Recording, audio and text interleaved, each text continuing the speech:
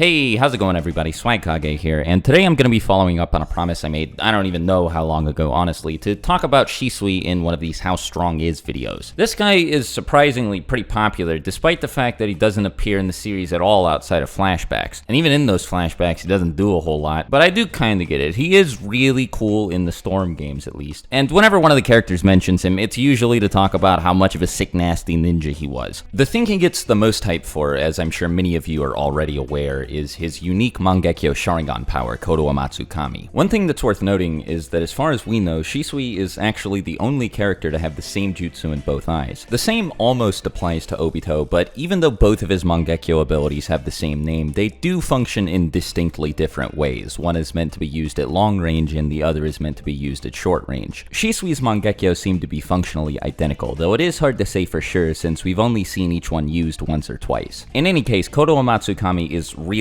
powerful, one of the most powerful genjutsu in the whole series. It doesn't physically damage people like say Tsukuyomi or Frog Song, but it instead places them under mind control. Shisui can basically get people to do whatever he wants with this jutsu, and the crazy thing is he doesn't even have to establish eye contact to do it. What's even more ridiculous is that the target of the jutsu typically isn't aware of what's happening to them, and unless they're told otherwise, will fully believe that they're making these decisions themselves. The big thing about Kotoamatsukami though is despite all of these really good upsides, Shisui can only use it once every 10 years. Or I guess it would be more accurate to say he can use it twice every 10 years, since he does have 2 Sharingan. But that still really sucks. Now, it may not be strictly true depending on how we interpret a few things, but do bear in mind that none of what I'm about to say is set in stone. We are now entering the theory zone.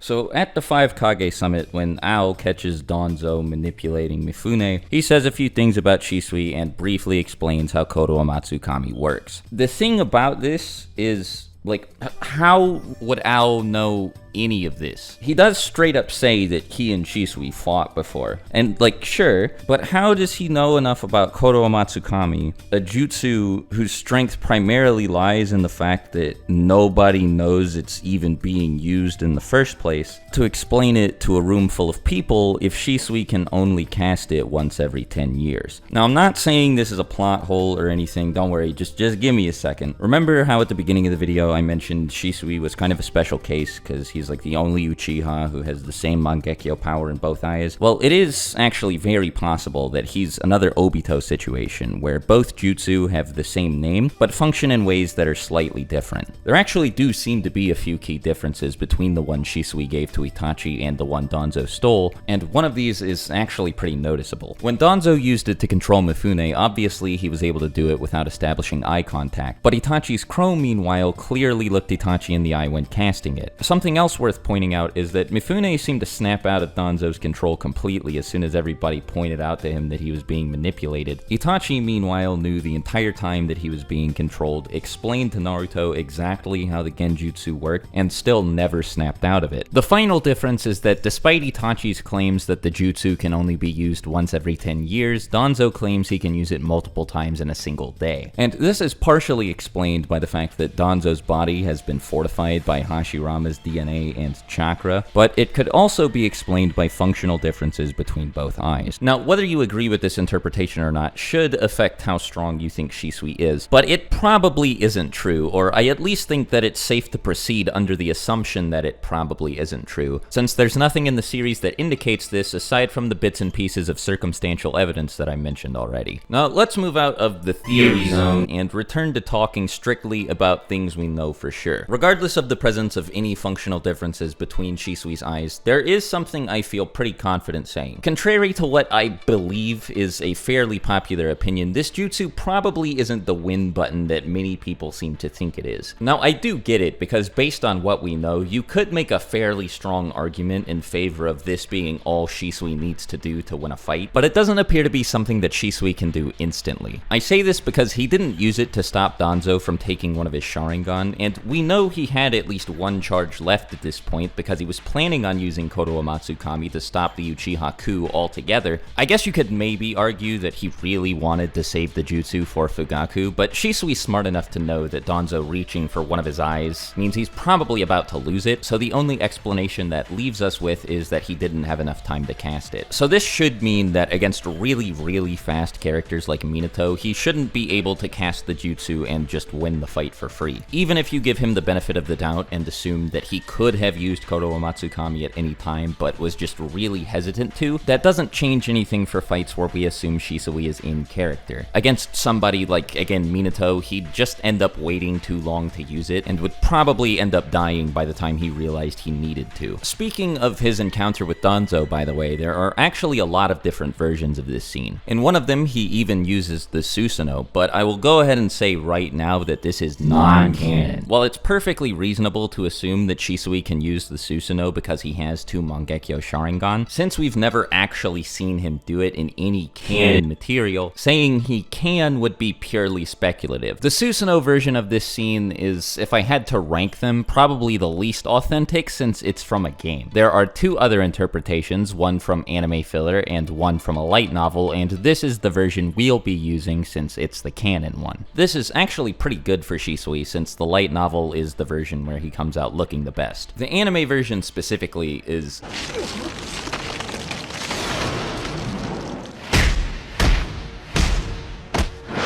not very kind to him. In the light novel, though, Shisui doesn't lose to Danzo in a fair fight. He doesn't get his eye stolen because Danzo is faster or stronger than him, but instead because Danzo ordered a member of the Aburame clan to use its insects to afflict Shisui with a paralysis poison. Now, the reason this is good for Shisui isn't because it's necessarily impressive or anything, but instead because it means his loss to Danzo isn't indicative of his physical abilities. Shisui definitely gets a bad rap for being the guy who lost to Danzo, and what makes it even worse is that Danzo didn't have his Izanagi arm at the time they fought, so he would have been a lot easier to kill at this point than he was when he fought Sasuke. I'm sure I'm even guilty of pooping on Shisui for this in the past, and it's not really fair because, like I said, in the canon version of this fight, Shisui was totally paralyzed. He really couldn't do anything, but the problem with this is that now we don't really have any point of reference for how strong he is. We know he was stronger than Itachi, which a lot of people like to point out. It does sound pretty impressive until you consider that Itachi was 12 years old when Shisui died. And now don't get me wrong, 12-year-old Itachi was